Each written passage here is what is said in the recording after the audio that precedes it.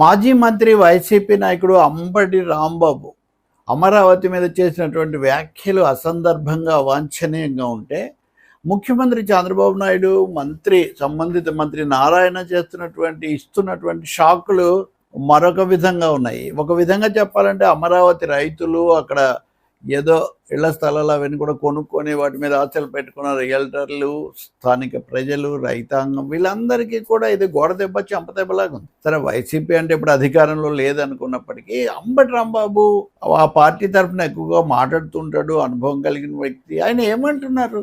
అసలు ఎవరు అడిగారు మిమ్మల్ని ప్రపంచ స్థాయి రాజధాని కట్టాలని? మా కర్మ కాకపోతే మాకు ఢిల్లీని మించిన రాజధాని ఎందుకు?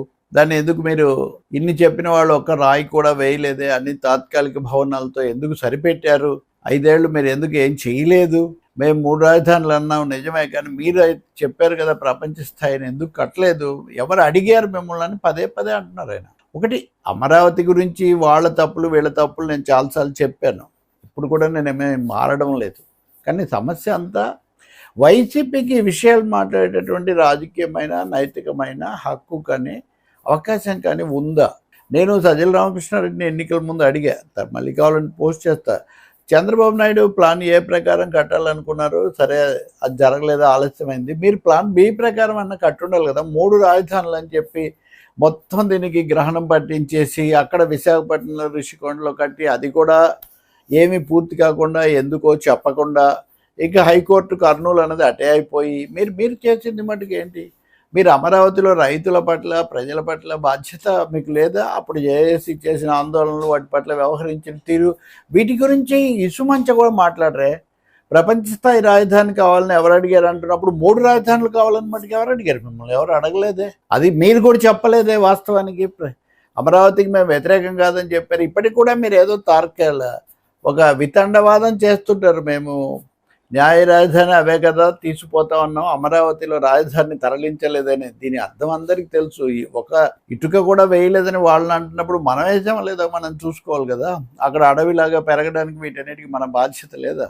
చంద్రబాబు నాయుడు లేకపోతే చాలా దూరం వెళ్ళి ప్రపంచ స్థాయి రాజధాని దశల వారీగా ఇంత ఆర్థిక వ్యవస్థ అన్ని ఇక్కడి నుంచి రావాలి, నవనగరాలు కట్టాలి, వాటిలో అవాస్తవికత ఉండొచ్చు కదా. రాజధాని అయితే ఒకటి కావాలి కదా.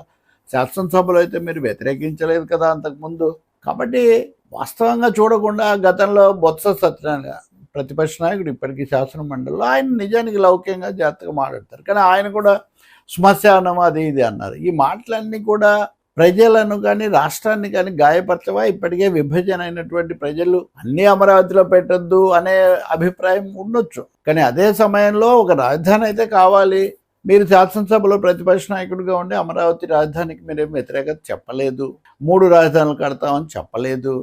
ఇప్పుడు ఎవరు అడిగారు అది అంటే ఎవరు అడిగారు? ఇది మాత్రం మీ పొరపాటును పక్క వాళ్ళని తప్పులేని వారు తమ తప్పులు ఎరుగరని వైసీపీ వాళ్ళు కొంచెం కూడా చూసుకోవద్దా? ఇప్పటికైనా కానీ మీరు మొన్న ఎన్నికల్లో దెబ్బతింటానికి అమరావతిలో మీరు చేసే నిర్వాహకాలు కారణం కాదా? అమరావతి అనేది అక్కడ స్థానికంగా తప్ప ఇతర చోట్ల ఏమీ ఎవరి ప్రభావం లేదని మీరు అంటారు. కానీ రాజధాని పూర్తి కాలేదు అన్నది ఒక రాజకీయంగా నష్టం కలిగించలేదా? అది పొరపాటు కదా. కాబట్టి ఇంకా ఇప్పటికి కూడా ఆ విషయంలో దిద్దుబాటు లేకుండా ఎంతసేపు అవతల వాళ్ళు తప్పులు చెప్పడమే కానీ తాము చేసిన కొండంత తప్పును వాళ్ళు చూసే పరిస్థితిలో లేరు. పైగా ప్రత్యామ్నాయం చూపించింది కూడా లేదు. అధికార వికేంద్రీకరణ వద్దని ఎవరన్నారు? వికేంద్రీకరణ అంటే అన్ని రాజధానులను తీసుకోవాలి. రాజధాని వికేంద్రీకరణ అని ఎవరు చెప్పారు? పాలనా వికేంద్రీకరణ, రాజ్య నిర్వహణ వికేంద్రీకరణ చేయాలి. కానీ అది కూడా చేయలేదు కదా. పారదర్శకత ఉందా? అసలు ఋషికొండలో ఎందుకు కట్టారో చెప్పారా పారదర్శకంగా? వీళ్ళ సంగతి నేను చాలాసార్లు మాట్లాడే ముందు కూడా మాట్లాడతా. కానీ వైసీపీ వాళ్ళ సంగతి ఏంటి? అందువల్ల అంబటి రాంబాబు లాంటి వాళ్ళు ఇప్పటికైనా దాన్ని దిద్దుకోకపోగా ఇలా మాట్లాడడం వాళ్లకు రాజకీయంగా నష్టం, రాష్ట్రానికి నష్టం. ఇక చంద్రబాబు నాయుడు గారు, ఆయన 33,000 ఎకరాలతో అయితే ఏమొస్తుంది మున్సిపాలిటీ అనేసరికి ప్రజలు దిగ్భ్రాంతికి గురయ్యారు. ప్రపంచ స్థాయి రాజధాని అని మీరు అన్నది 33,000 ఎకరాలతోనే కదా. అప్పుడు మీరు మళ్ళీ విడత, 3వ విడత ఉంటుందని చెప్పారా? ఇప్పుడు దాదాపు అంత కావాలి, 2వ విడత, లేకపోతే మున్సిపాలిటీగా మిగిలిపోతుందని ఒక విధంగా ఇది బెదిరింపే. మీరు అదనంగా భూమి ఇవ్వకపోతే ఇది మున్సిపాలిటీ తప్ప నేను ప్రపంచ స్థాయి రాజధాని చేయలేనని మీరు చెప్తున్నారు. మీరు 2వ విడత గురించే మీరు చెప్తే మంత్రి నారాయణ గారు 3వ విడత కూడా ఉంటుంది అంటున్నారు. ఇంకా భూసేకరణ సరిపోతే నిర్మాణం ఎప్పుడు జరుగుతుంది? ఇప్పటికి కూడా అప్పులు తప్ప సెల్ఫ్ ఫైనాన్స్ అని చెప్పిన ఈ మాట అంబటి రాంబాబు కూడా అన్నారు. సెల్ఫ్ ఫైనాన్స్ దానికి అదే స్వయం జనిత పెట్టుబడులు ఉంటాయని మీరు చెప్పిన వాళ్ళకి ఏమి వస్తున్నాయి? వస్తే కనుక ఇన్ని వేల కోట్ల అప్పులు, అది కూడా ప్రపంచ బ్యాంకు దగ్గర తెచ్చి వాళ్ళ షరతులకు మనం లోబడిపోవాల్సిన అవసరమే ఉంది. ఇంకా రైతుల సమస్యలు వాటి మీద నేను గతంలో మాట్లాడా. రిటర్నబుల్ ప్లాట్లు, కౌలు, జరీబు భూములు, గ్రామ కంఠాలు ఇచ్చిన చోట కూడా భూముల్లో వాళ్ళు ప్రవేశించలేని పరిస్థితులు, జగన్ హయాంలో జరిగిన కొన్నిటి చక్కదిద్దడంలో ఆలస్యం, అన్నిటిని మించి అధికారులు గతంలో పోరాడిన మీ విజయానికి ప్రధాన కారణంగా నిలిచిన జేఏసీ నాయకులను కూడా కనీసం పట్టించుకోకపోవడం, అవినీతి పెరిగిందని వాళ్ళు బహిరంగంగా ఆరోపించాల్సి రావడం, ఇవన్నీ దేన్ని సూచిస్తున్నాయి? అందుకనే ఒక విధంగా అమరావతి రైతులు చాలా ఇబ్బందికరమైన అసంతృప్తికి, ఆవేదనకు వాళ్ళు గురై ఉన్నారు. వాళ్ళు చెప్పలేకపోవచ్చు, ఎందుకంటే ఎలాగో బయటపడాలి. ఇప్పుడు అంబటి రాంబాబు అంటున్నారు అక్కడ భూముల రేట్లు పడిపోయాయని. మీరు చేసినప్పుడు ఏమైనా పెరిగాయా? కరోనా అంటారు కానీ కరోనాకు ముందు, కరోనా తర్వాత సంగతి ఏంటి? కాబట్టి నేను అనుకుంటాను రెండు పార్టీలు అప్పుడు ఇప్పుడు కూడా బాధ్యతగా వ్యవహరించడం లేదు. తెలుగుదేశం అంటే సరే అమరావతికి కట్టుబడి ఉన్నాము, అమరావతి ఏకైక రాజధాని అంటారు. మోదీ గారు అప్పుడు వచ్చారు, మళ్ళీ ఇప్పుడు వచ్చారు. మొన్న నిర్మలా సీతారామన్ గారు బ్యాంక్ స్ట్రీట్ పెట్టారు, బ్యాంకులకు శంకుస్థాపన చేశారు. బ్యాంకులకు శంకుస్థాపన చేయగానే ఆర్థిక పరిస్థితి బాగైపోతుంది. ఇప్పుడు బ్యాంకులు చాలా చోట్ల ఉన్నాయి, వాటి అంతటా కూడా బాగైంది. వస్తే మంచిదే. ఇన్ని రోజులు ఎందుకు రాలేదు? అసలు బీజేపీ అమరావతి కట్టుబడి ఉన్నామని చెప్పుకుంటూ మీరు ఎందుకు కట్టలేదు బ్యాంకులు? ఇప్పుడైనా కడతారని గ్యారంటీ ఏముంది? అమరావతి అలా బాధ్యత లేకుండా కూటమి, ముఖ్యంగా బీజేపీ, తెలుగుదేశం, ఇటు వైసీపీ వాళ్ళు ఇంకా మేము పట్టినా కుందేడి మూడే కాళ్ళు అన్నట్టుగా అదే మాట్లాడాలి కానీ వెనక్కు తగ్గకూడదు అని వాళ్ళు ఉంటాం. దీనివల్ల నలిగిపోతున్నది ఎవరంటే రైతులు. వాస్తవికంగా కట్టండి, వాస్తవికంగా ఆలోచించండి, వాస్తవికంగా చెయ్యండి. అది ఇది అనుకుంటూ ఏది లేకుండా అయింది కదా. కాబట్టి ఇప్పటికైనా మీరు మొదటి విడత తీసుకున్న భూములకు న్యాయం చేయకుండా, రైతులకు న్యాయం చేయకుండా రెండో విడత, మూడో విడత అంటుంటే వాళ్ళ గుండెలో రాయి పడుతుంది కదా పాపం.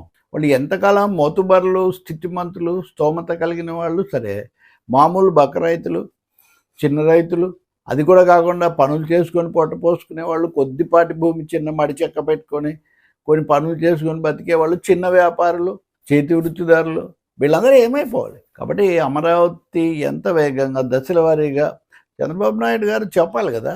ఇప్పుడు గోడ కడుతున్నామంటే కూడా ఇంతవరకు ఇప్పుడు అవుతుంది, తర్వాత ఇప్పుడు పిల్లర్లు పడతాయి, ఆ తర్వాత ఇప్పుడు స్లాబ్ పడుతుంది, స్పష్టమైన భావం ఉంటుంది కదా. 2028 మార్చి అంటున్నారు, 3 ఏళ్లలో పూర్తి అవుతుంది అన్నారు. వస్తున్నాయి అంటే 2027 అయి ఉండాలి. కాదు, ఇప్పుడు 2028 ఏడాది పొడిగించారు. ఆ తర్వాత ఒక 6 నెలలు అయితే 2029 ఎన్నికలు అయిపోతుంది. అంటే అమరావతి మళ్ళీ ఎన్నికల అజెండా కాబోతుందా? చేయాలనుకుంటున్నారా? అప్పుడు కేంద్రంలో ఎలా ఉంటుంది? మోదీ ప్రభుత్వం అదనంగా ఏమి ఇచ్చింది? అప్పులు తప్ప. కాబట్టి ఇది చాలా దురదృష్టకరమైన పరిస్థితి. దీని పైకి ఎంత గొప్పగా చెప్పినా గతంలో బలపరిచిన మీడియా ఛానళ్ళు, పత్రికలు కూడా సిఆర్డీఏ పరిస్థితి గురించి, ఆలస్యం గురించి, అస్పష్టత గురించి చాలా అసంతృప్తికరమైన వ్యాఖ్యలు, కార్యక్రమాలు చేస్తున్నారు. వాళ్ళు పునరాలోచించుకోవాలి.